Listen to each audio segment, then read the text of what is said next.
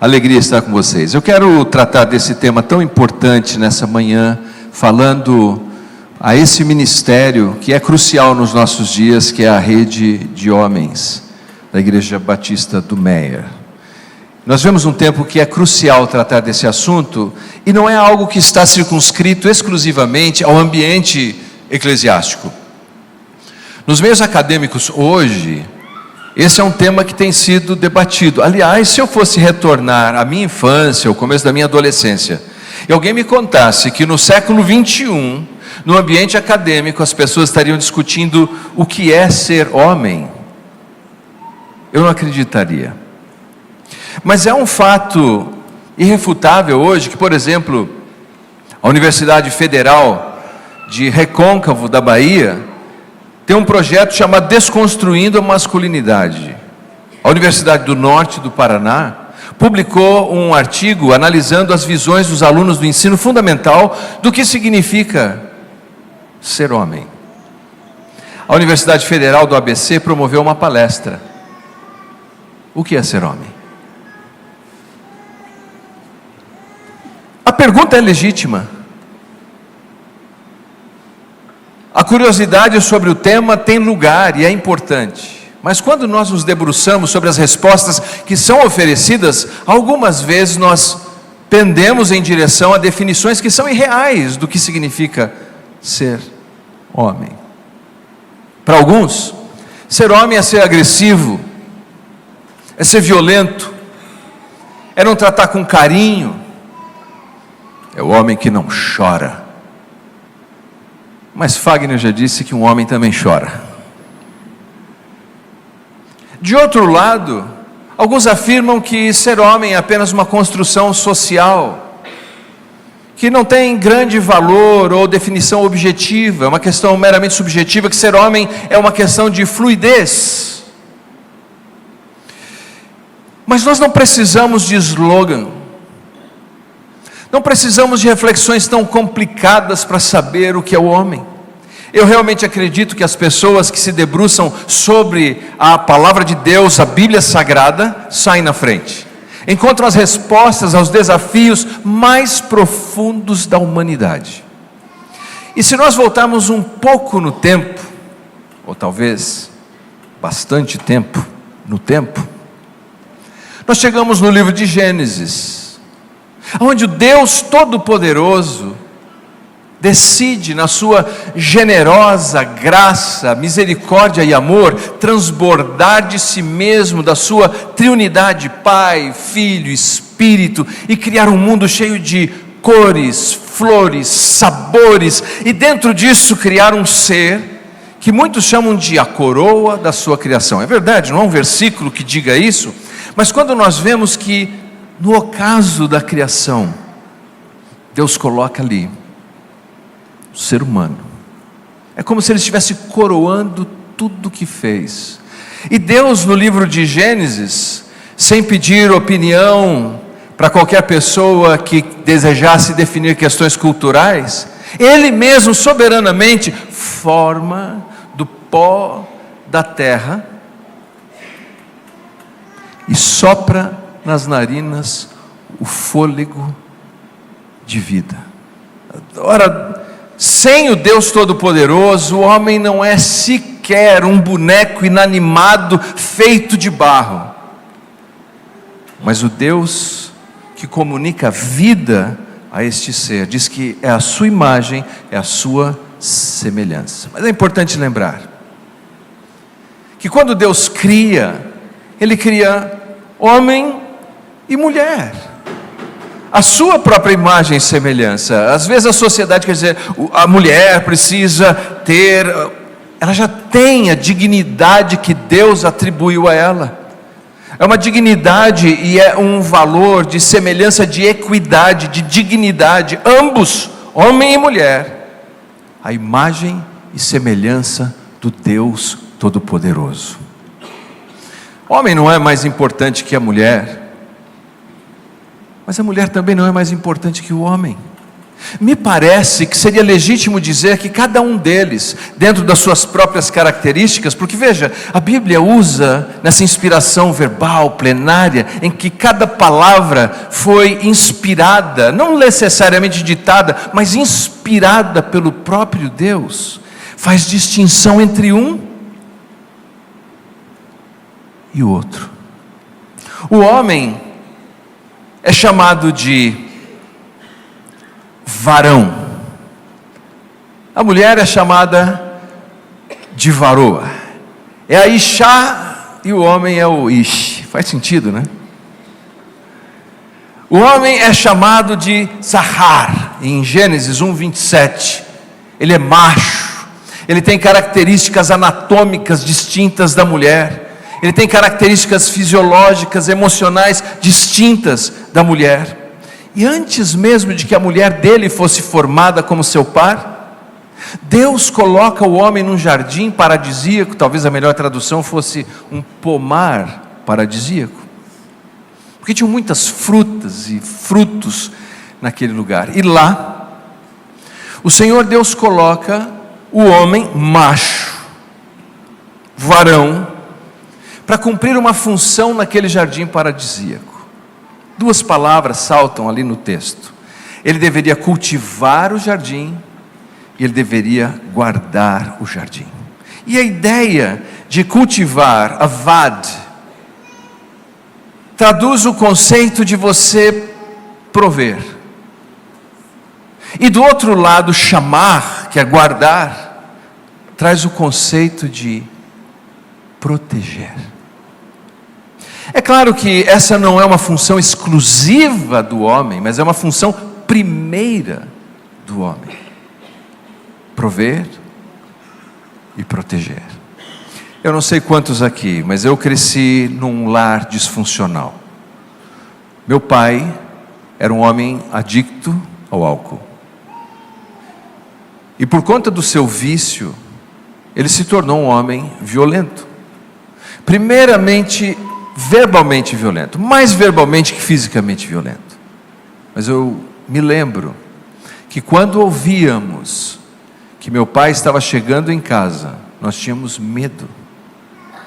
Nós não tínhamos a alegria de receber aquele que deveria ser o nosso protetor e o nosso provedor.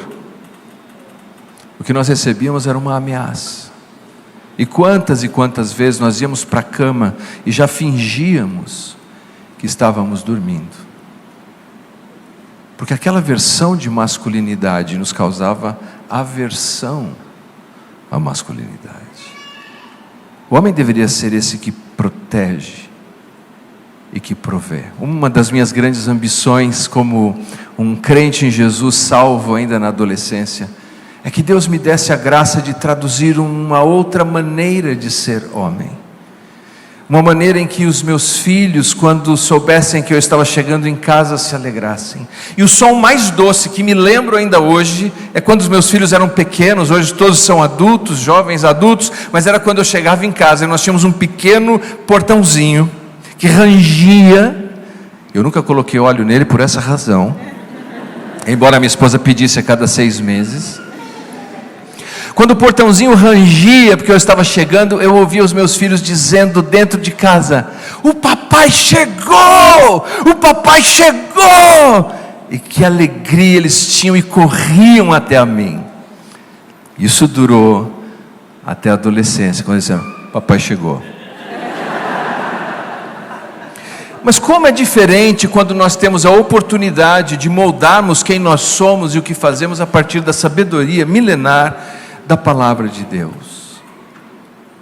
Muitos anos depois do texto de Gênesis, que, como disse, me parece ser um recurso que nos dá um parâmetro de que o Deus soberano, santo e invisível comunicou atributos, qualidades comunicáveis aos seres humanos. E me parece que estes atributos se encaixam perfeitamente na relação entre homem e mulher. Quanto mais o homem é o homem, imagem de Deus, mais ele comunica o atributo de Deus, e quanto mais a mulher é a mulher na versão de Deus, mais ela comunica o atributo de Deus. Eles se encaixam tão perfeitamente. Na versão masculina, pelo menos proteger, prover. Séculos mais tarde, o apóstolo Paulo, ele tem um desafio em suas mãos. O apóstolo Paulo tinha saído de uma prisão em Roma. Importante, eu gosto de destacar isso. Ele não foi preso porque ele fugiu com a secretária, porque ele roubou o dinheiro de alguém, porque ele aprontou qualquer coisa. Paulo foi preso porque pregar o evangelho era um exercício ilegal. A fé cristã era um religio illicita, era uma fé ilícita no Império Romano, e por isso ele foi preso. Mas em Éfeso, um grande centro urbano, existia uma igreja florescente, mas que evidentemente inserida naquele contexto social em que existia uma pluralidade de deuses, e especialmente o templo de Diana, chamada também por alguns um sincretismo religioso de Artemis. Lá naquela cidade em que corria muito dinheiro, muitos oradores, muitos falsos mestres, era natural que a própria comunidade de fé sofresse a poluição da cultura do seu tempo. Afinal de contas, cada um de nós é um sujeito dentro de um contexto, e o contexto nos influencia, não é? Pela manhã, enquanto eu conversava no gabinete pastoral, eu vi que há uma disputa interna aqui, porque o pastor tinha algumas canecas, e parece que ele ganhou uma camisa que tem a cor de preto e vermelho, e outros não gostaram nada disso. E alguém me perguntou se eu sofria daquele mesmo, não vou chamar de pecado, mas de desvio. Eu disse: não, meu time está meio embaixo ultimamente, mas é o maior campeão mundial do Brasil, é o tricolor do Morumbi. E consigo desagradar a todos com essa fala. Bem, note, porque eu torço para o São Paulo, porque aqui vascaínos, o que mais temos aqui? Flamengo, Flu, Botafogo. Vamos parar por aqui, gente, senão virou uma Assembleia Geral. Veja você, porque nós somos fruto do contexto em que estamos inseridos e recebemos determinadas influências. Essas influências não são apenas culturais e recreativas, existem outras. E naquele contexto a igreja estava sofrendo com falsos mestres, que ensinavam doutrinas estranhas, temas controversos desnecessários, sobre genealogias infindáveis. 1 Timóteo 1, 3, 7, 4, de 1 a 3. Sofriam com os problemas de imoralidade promovidos naquela cultura. 1 Timóteo 6, de 5 a 10. Sofriam com a desordem entre a liderança e a função do homem e da mulher, inclusive no culto público. Parecia existir ali uma espécie de guerra dos sexos. E é naquele contexto que era necessário uma urgente reorganização de ordem, de pureza doutrinária e de vida santa. O que faz Paulo? Paulo apanha um jovem aprendiz, chamado Timóteo, que quando lemos o texto da carta, nós temos a impressão de que Timóteo era um introvertido. Nós lemos no texto e vemos que Timóteo é um jovem, que sofria preconceito com a sua juventude. Eu sei o que é isso, mas deixa eu te explicar, porque agora já são 50 plus. Mas quando eu comecei no ministério, eu tinha 17 anos, e eu ia pregar numa igreja, e tinha gente que dizia: olha, nós viemos ouvir o anjinho da igreja. Agora, o tempo passou, eu não sofro mais de preconceito pela minha pouca idade. Agora a gente veio ver o pastorzão. Quando começa a te chamar de pastorzão, você já sabe, os dias de juventude ficaram para trás. Timóteo sofria de tudo isso, e Paulo, surpreendentemente, apanha este jovem, que não é um super-homem, que foi educado na sua fé pela avó, pela mãe, porque o pai era grego, talvez um prosélito, mas talvez um pagão. Esse que foi o menino da avó, o menino da mãe, que é introvertido, e como se não bastasse isso, talvez pelas pressões que sofria, ainda somatizava e tinha dor de estômago. Paulo coloca ele ali, naquele contexto. Mas Paulo tem uma certeza: Timóteo é o homem de Deus naquele lugar, é o homem que Deus deseja usar. Abra sua Bíblia, isso aqui é só a introdução. 1 Timóteo, capítulo 6, nós vamos ler apenas uma parte. 1 Timóteo, capítulo 6, versículos de 3 a 11.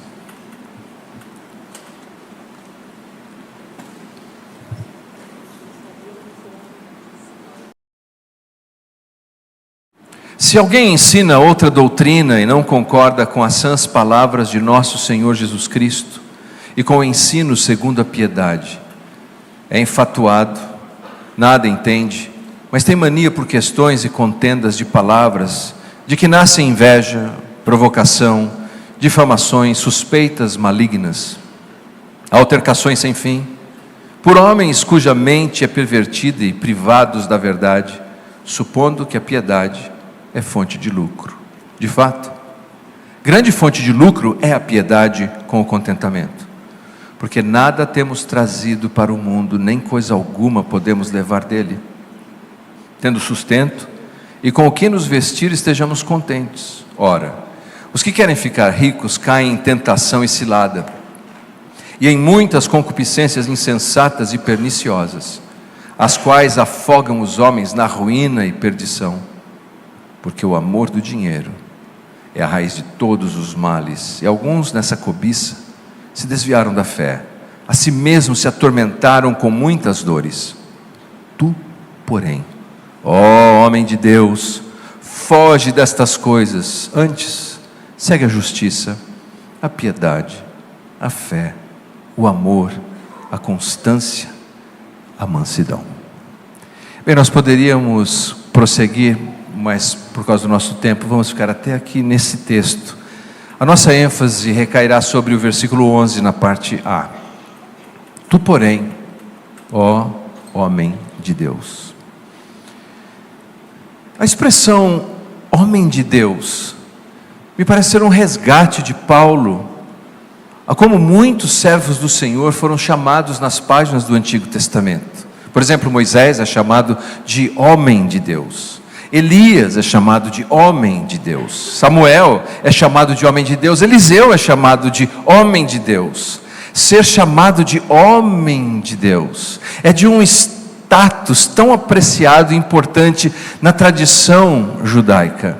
E aqui nós temos esse jovem, com todas essas características que meditamos há pouco, que não é um super-homem, mas é chamado por Paulo como um homem de Deus.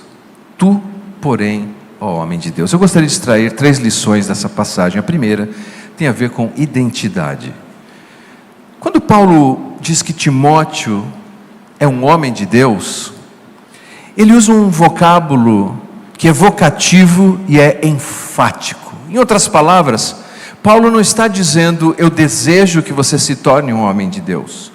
Ele não está dizendo eu tenho a aspiração que você venha a ser um homem de Deus. Ele diz com todas as letras e de maneira enfática essa declaração: você é um homem de Deus. Assim como Moisés foi um homem de Deus, Elias, Eliseu, Samuel, você é um homem de Deus. É uma declaração. E se Deus declara algo sobre alguém que tem tantas fragilidades e limitações, e que antes dele desenvolver qualquer desempenho, performance, por instrumento de Paulo, inspirado pelo Espírito, ele ouve: você é homem de Deus. Nós temos que entender que essa atribuição é fruto da graça. É uma identidade que nos é dada não pelos nossos méritos primeiramente, mas pela graça. Porque eu tenho certeza que se nós fôssemos projetar nessa tela todos os defeitos que nós homens temos, todas as frustrações com as quais nós lutamos, nós rubraríamos de constrangimento e de vergonha, e teríamos a sensação de que nós somos completamente desqualificados para respondermos à beleza e à importância desse título, homem de Deus. Mas é uma graça, é uma declaração como que um artista que olha para um bloco de pedra E diz: mas eu vejo nessa pedra uma obra de arte, que eu me encarrego de esculpir a cada dia, de transformar a cada dia, de extrair aquilo que eu desejo. Homem de Deus. Talvez um episódio semelhante, me lembrei enquanto o coro cantava aqui, valente, não é isso? A história de Gideão, em Juízes capítulo 6, no versículo 11, quando ele, fugindo, escondido dos midianitas que saqueavam as terras de Israel, ele está malhando trigo no lagar. Há um debate entre os estudiosos se aquilo significa que ele é valente mesmo, por estar trabalhando quando todos não estavam, ou significa que o fato de ele estar trabalhando no lagar, ele está com medo dos midianitas, escondido, usando outro equipamento. Pelo contexto da passagem, me parece que ele é um homem que tem medo, que tem insegurança. Mas quando o Senhor o vê, a mensagem é muito clara no versículo 12: o Senhor é contigo, homem valente. O Senhor é contigo. É uma declaração, é uma afirmação de que Deus vê nele algo que nem ele mesmo enxergava. Deus vê nele um potencial que sequer ele poderia perceber, e no diálogo e no debate que ele tem, nós vemos isso com clareza, com todas as explicações. Mas Deus diz a ele que ele se levante e que o sirva como um homem valente que é.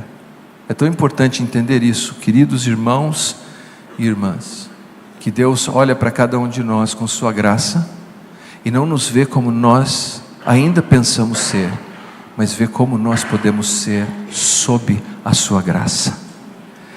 Tem sido atribuído esse pensamento de que um grande escritor cristão disse: eu ainda não sou quem eu gostaria de ser, mas pela graça de Deus, eu já não sou quem fui. Deus olha para a humanidade, objeto da sua graça, e Ele vê algo tão precioso que algumas vezes nós não vemos. É nesse encaixe que nós vemos a importância do relacionamento de homem e de mulher. A mulher no livro de Gênesis é chamada de adjutora, na tradução Almeida Corrigida Fiel, de auxiliadora na Almeida Revista Atualizada. E algumas pessoas interpretam que essa designação não faz sentido. Muitas mulheres dizem: eu estudei mais que meu marido, eu tenho mais diploma que ele, eu trabalho, ganho mais do que ele, como é que eu posso ser a auxiliadora dele? Mas a palavra na língua hebraica talvez lance luz sobre isso, porque diz que a mulher é ezer. Ezer é socorredora. E você sabia que nos Salmos especialmente, Deus é chamado assim por esse atributo. Deus, Ele é o socorro, o socorredor de Israel. E a mulher é esse instrumento de Deus, que personifica esse atributo. Na minha jornada ministerial, a minha esposa tem se mostrado assim, uma verdadeira ezer, que enxergava em mim pelos olhos e lentes da graça de Deus, algumas vezes até o que eu nem mesmo conseguia ver.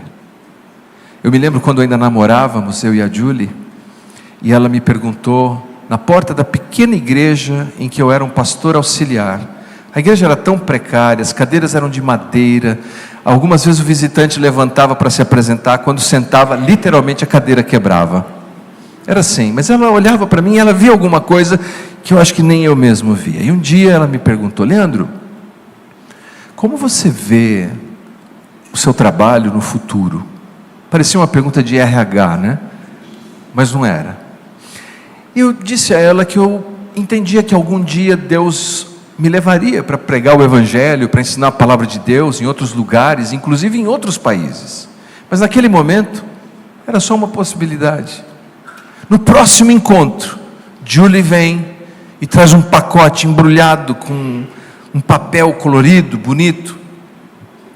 Quando desembrulhei, era uma mala. Eu falei: o que é isso? E ela disse assim, olhando bem nos meus olhos: você me disse que acredita que Deus vai levar você a pregar a palavra dele, evangelizar, ensinar em muitos lugares, até em outros países. Eu acredito tanto nisso, que eu quero ser a primeira pessoa a te dar a mala. Está aqui. Esse é um olhar de graça.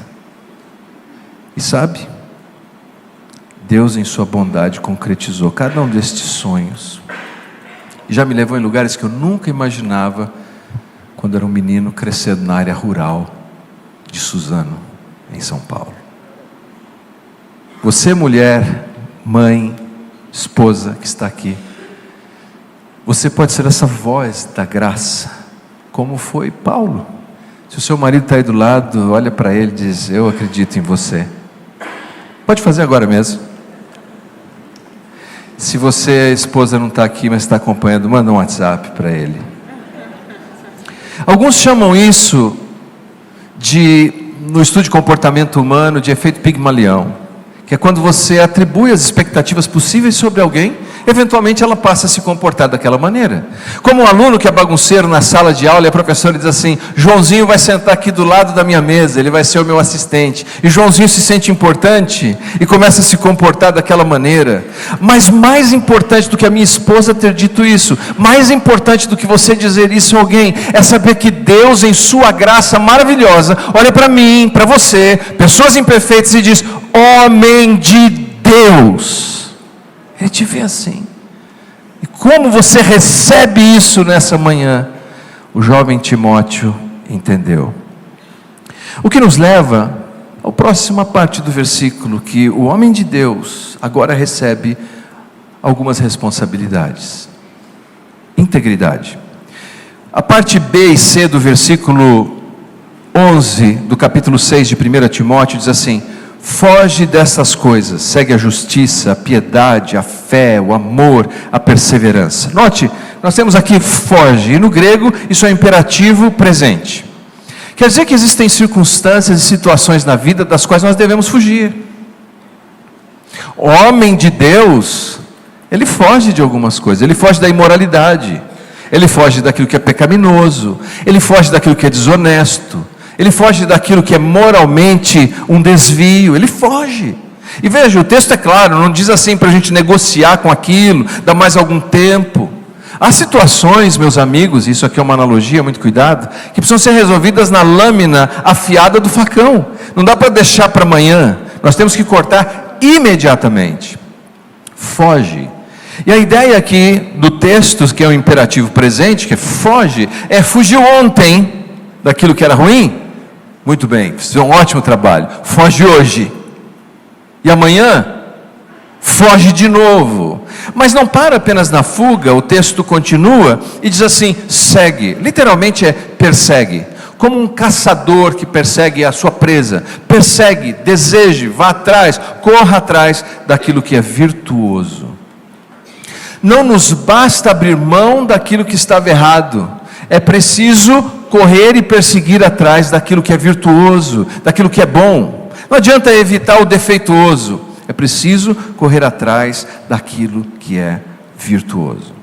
E há um forte contraste aqui, porque Paulo fala de 6 virtudes: justiça, piedade, fé, amor, perseverança, mansidão, colocando em franco contraste com a prática dos falsos mestres daquele tempo.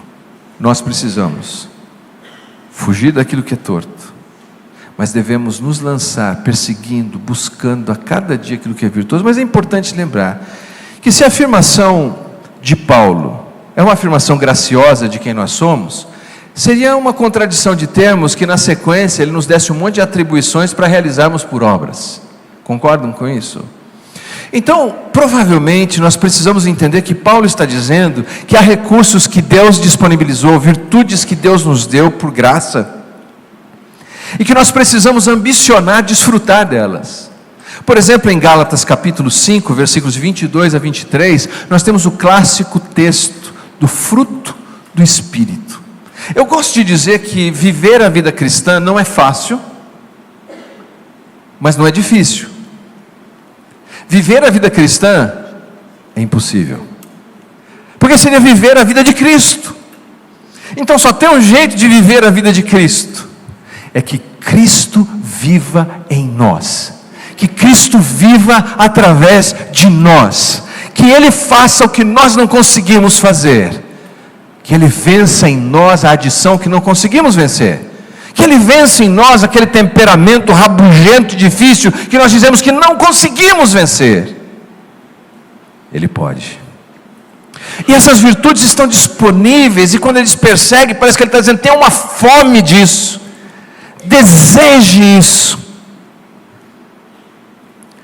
E quando nós tivermos essa fome toda, nós vamos ver esse fruto sendo produzido em nós. Ele, a glória dele, e não nós. A minha filha caçula, teve um tempo que ela queria muito ser uma atriz, e de fato ela se tornou uma atriz, e participou de alguns filmes, e um dos filmes que ela participou, ela tinha que fazer um papel, eu acompanhei, claro, eu estava lá no estúdio, no set de filmagens, foi nos Estados Unidos isso, e chegou um momento complicado das gravações, porque na ocasião que ela estava gravando, atuando, ela era menor e não tinha habilitação, e tinha uma cena que ela deveria dirigir, e tiveram um grande debate, e agora, como é que faz? A menina precisa dirigir, não pode dirigir. Então olharam para mim e falaram, o pai vai ser o dublê dela. Fiquem tranquilos, minha filha é muito mais bonita que eu, não temos muito. Mas eles olharam e disseram, o pai vai ser o dublê. Então eles botaram um boné na minha cabeça, me puseram dentro do carro, disseram o ângulo que a câmera... E então fizemos aquela cena, já posso pôr no meu currículo isso, dublê de cenas perigosas. E quando eles filmaram, então, mostra minha filha entrando no carro, e depois o carro continua dirigindo. Quem assiste o filme diz, olha, essa menina fez tudo isso.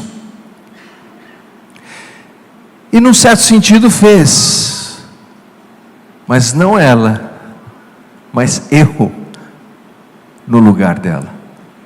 Guardada a proporção de qualquer analogia, quando nós olhamos e vemos como essas virtudes podem florescer em nós, nós podemos dizer com Paulo, logo não eu, mas Cristo em mim. Mas queridos, nós precisamos ter fome disso. O problema é que a gente se acomoda e não tem mais fome disso. Mas se você tiver essa fome, você vai ver essas virtudes sendo manifestadas na sua vida pela graça de Jesus, o nosso Salvador. Conta uma história que nos faz pensar sobre a importância da integridade. Integridade é inteireza. E quando Paulo fala de fugir daquilo que é torto e perseguir aquilo que é virtuoso, nos faz pensar naquilo que é íntegro, inteiro, com todas as virtudes que ele descreve, as 6 ali. E uma delas é viver uma vida consistente. É ser aquilo que a gente diz que deveria ser, pela graça de Deus.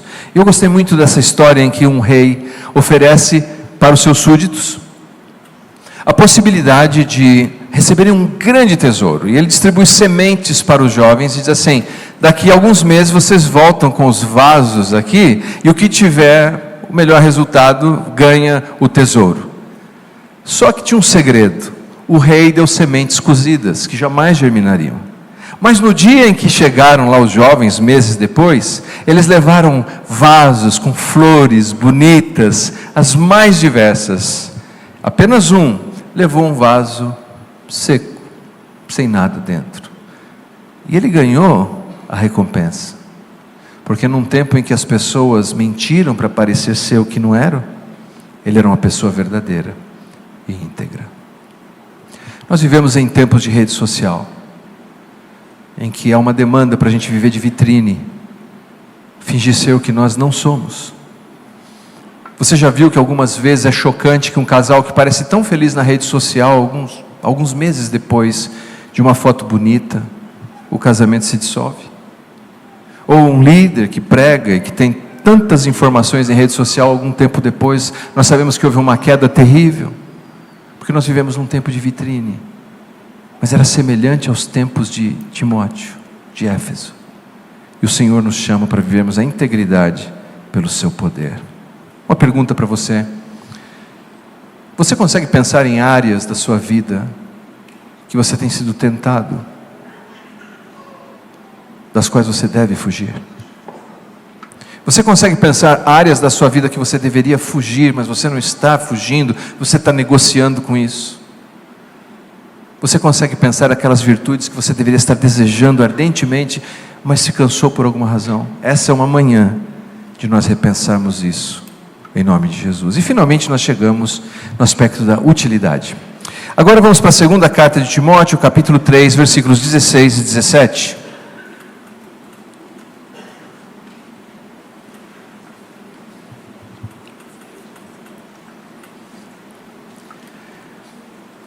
Toda a Escritura é inspirada por Deus e útil para o ensino, para a repreensão, para a correção, para a educação na justiça, a fim de que o homem de Deus seja perfeito e perfeitamente habilitado ou capacitado para toda boa obra. A palavra aqui, perfeito, artios, traz a ideia de completamente equipado, tendo todos os recursos necessários para viver aquilo. E qual é o recurso que Deus disponibiliza? Ora, é a palavra de Deus, é a Bíblia Sagrada, é esse livro santo que você tem em suas mãos, que é o recurso pelo qual Deus vai formar em você essa realidade de desfrutar aquilo que Ele declara. Quer ser um homem de Deus? Quer ser uma mulher de Deus? Nós precisamos amar a palavra de Deus. Existem tantas distrações, mas nós precisamos voltar com fome da palavra de Deus. É mais ou menos assim, quando nós temos filhos pequenos e eles querem, antes do almoço, comer um bombom, uma bala, um biscoito, o que você diz para ele antes do almoço? Não, por quê? Vai atrapalhar o almoço, não é isso? Nós temos dores dentro de nós temos lutas interiores, que nós deveríamos ser sinceros quanto a essas dores, e buscarmos o alimento da palavra de Deus para corrigir, e nós estamos suprindo essa nossa dor, a nossa angústia, a nossa tristeza, com balas, com doces, às vezes maratonando série de TV após série de TV, ou assistindo Reels, e o polegar não para, um após o outro, suprindo com dopamina, com o que quer que seja, e nós nos esquecemos que precisamos olhar para o espelho e falar: aqui o negócio não está bom, eu quero ser aquilo que Deus diz que posso ser, mas eu estou perdendo a fome da palavra. Queridos, nós precisamos voltar a ter fome desse livro, desejar nos alimentar desse livro, dessa palavra santa. Eu tive que fazer um exame, eu nunca lembro o nome desse exame, que você entra num tubo, sabe? Pois é, eu tive que fazer esse exame, aí vocês sabem bem o nome. E quando eu cheguei lá, a pessoa que fez todo o preparo, me colocou naquele tubo e disse: olha, senhor Leandro, aqui tem esse botão. Tem gente que passa mal. Se o senhor entrar em pânico, aperta esse botão. Qualquer coisa, eu estou ali do outro lado, o senhor não se preocupe, aperta o botão. E foi me deixando tenso com aquilo, ansioso, parecia que eu estava entrando num micro-ondas. Mas eu pensei assim: tudo bem, eu sou um pastor, eu sou um estudante da teologia, quando ligarem essa máquina, eu vou aqui ficar recitando versículos da Bíblia na minha mente. Mas quando ligaram aquilo, parecia uma turbina de um avião, e fazia outros barulhos, e eu ficava lembrando: aperta o botão. Eu falei: não, eu vou recitar. E comecei: o Senhor é meu pastor, nada me faltará, porque Deus amou o mundo de tal maneira que deu o seu Filho unigênito para que todo aquilo... E daqui a pouco, eu, pastor, teólogo, não conseguia lembrar mais versículos. Eu não sei quantas vezes eu repeti João 3,16 naquele exame, mas graças a Deus, exame feito. Mas eu fiquei pensando depois daquele dia: talvez estou precisando de mais fome, estou precisando desejar mais desse livro sagrado. Um amigo que trabalha com McDonald's, franquia, ele disse: uma pessoa que quer abrir uma loja do McDonald's, Leandro, quando você corta, não pode sair sangue, tem que sair ketchup. E eu pensei: que analogia! Um crente que deseja ter as virtudes que a palavra de Deus diz que ele pode ter, que Deus já deu. Quando corta não devia sair sangue, devia sair um versículo: lâmpada para os meus pés é a tua palavra, luz para os meus caminhos. A palavra de Deus, queridos, é um instrumento que Deus usa para moldar a nossa vida, e nós não podemos nos afastar. Veja como ele diz que ela serve para o ensino, quer dizer que ela mostra o caminho que deve seguir. Ela serve para a repreensão, ela aponta onde a gente saiu do caminho. Ela serve para a correção, ela recoloca de volta no caminho. Ela serve para a educação na justiça, ela nos treina a permanecer no caminho. É como você pegar um carro sofisticado, de luxo, de última tecnologia, de última geração, em que você entra no carro, a primeira coisa que você aprende, o painel acende, tem várias informações ali. Depois ele coloca o GPS, o caminho que você deve seguir, e quando você erra ele fala recalculando, para que você volte para o caminho. Mas finalmente nós vemos que alguns têm inclusive o recurso de que a direção, já dirigiu um carro desse? A direção te puxa de volta para o caminho. A palavra de Deus faz isso. Por que esfriamos tanto e nos afastamos tanto? Porque estamos deixando a palavra de Deus de lado. Note, o propósito disso não é apenas decorarmos versículos da Bíblia para competirmos nos nossos concursos cristãos. O propósito de entendermos, amarmos a palavra de Deus é nos tornarmos úteis, para que o homem de Deus seja capacitado, capaz, habilitado, pronto. Porque algumas vezes tanta inadequação em nós, porque está faltando palavra de Deus. Seria como imaginar um instrumento guardado, um violoncello caríssimo, guardado no estojo bonito, mas que se torna totalmente inútil, desafinado, e ao passar do tempo ele vai se deteriorando. Se Deus desejasse apenas a nossa salvação individual, sem que tivéssemos qualquer utilidade temporal enquanto estamos aqui, no dia do nosso batismo, Ele já nos levaria para o céu. Se continuamos aqui, se você está aqui, é porque Deus deseja usar a sua vida. Homem de Deus. Finalmente, eu sei que podemos estar pensando assim: puxa, mas eu estou tão inadequado ainda, tão fragilizado. Não, nós somos frutos da escolha de Adão, não é? Dos seus pecados, dos seus erros. Mas lembre-se que Jesus veio a este mundo, e Jesus morreu por nós, enviou a sua santa palavra ao nosso encontro. O Espírito de Cristo habita em nós, e nós estamos ligados a Ele.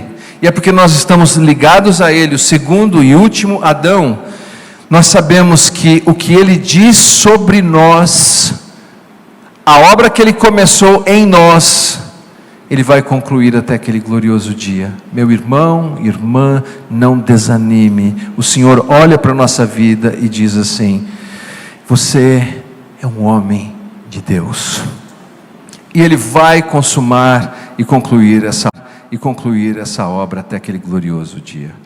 Você deseja viver assim para a glória de Cristo? Entenda que ouvir e receber essa mensagem do Senhor aumenta a nossa responsabilidade. Diz: sim, Senhor, eu quero viver assim. Faz uns anos eu tive a alegria de viajar com a minha família, saindo da cidade de Kansas City. Eu tive que passar por Oklahoma, pelas montanhas do Colorado, para chegar até no Arizona, onde eu ia pregar. E na volta, quando eu estava falando em uma igreja ali, perto da região de Kansas City, um jovem veio falar comigo. Ele viveu na região das reservas, porque ali existiam várias colônias, reservas indígenas, dos Navajos, dos Comanches. E ele disse o seguinte no final daquele culto: eu vivi um tempo ali, entre os indígenas, e eu aprendi com eles essa tradição, que nós tínhamos quando jovens, de fazer uma flecha. Cada um de nós tinha que pegar uma pedra, esculpir e fazer uma flecha. E representava com aquela flecha a nossa capacidade de proteger a nossa tribo e de prover para a nossa tribo. Ele falou: e te vendo hoje pela manhã aqui, pastor, eu quero dizer que você é um guerreiro de Cristo, e eu vou te dar a minha flecha de presente para você. E eu costumo levar essa flecha para mostrar para as pessoas, mas eu fiquei com medo do aeroporto tomar a minha flecha. Eu tenho essa flecha, é a ponta dela, num cordão, numa fita de couro, com a ponta ali. Eu fiquei me lembrando das palavras daquele jovem: você é um guerreiro de Cristo. E todas as vezes que eu olho para aquele símbolo que esse jovem me deu, eu me lembro: você é um guerreiro de Cristo. E eu não quero ser menos que isso. Eu quero ser um guerreiro de Cristo, pela graça de Cristo, para a glória de Cristo. E esse é o meu desejo para cada um de vocês nesse dia. Convido você a fechar os seus olhos, fazemos uma breve oração. Senhor nosso Deus, nosso Pai, nós te agradecemos por essa manhã, por cada palavra aqui compartilhada, pelos louvores entoados ao Teu nome, Senhor. Uma manhã que nos inspirou e nos encorajou. Eu te peço, Senhor, que a Tua palavra encontre um coração que seja solo fértil, que nós nos sintamos desafiados, mas ao mesmo tempo encorajados, sabendo que essa declaração é uma declaração de graça, que os recursos da graça estão disponíveis, e nós queremos desejar, Pai, viver essa identidade, viver com integridade e manifestar uma vida de utilidade, Senhor. Usa e abençoa o Teu povo que se encontra aqui, em nome de Jesus o Salvador. Amém e amém. Muito obrigado, Deus abençoe cada um de vocês.